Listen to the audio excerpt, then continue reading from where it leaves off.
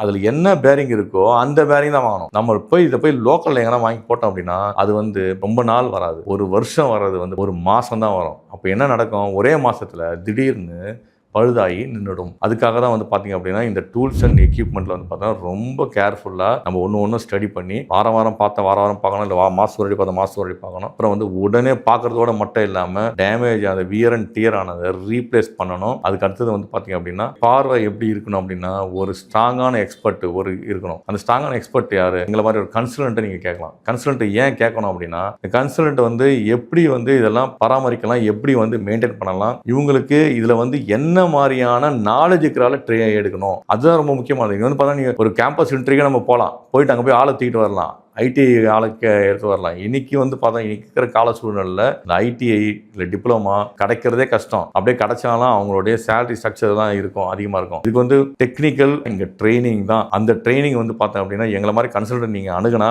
அந்த ட்ரைனிங் வந்து உங்களுக்கு ரொம்ப சிறப்பாக வந்து நாங்கள் வந்து சொல்லிக் கொடுப்போம்.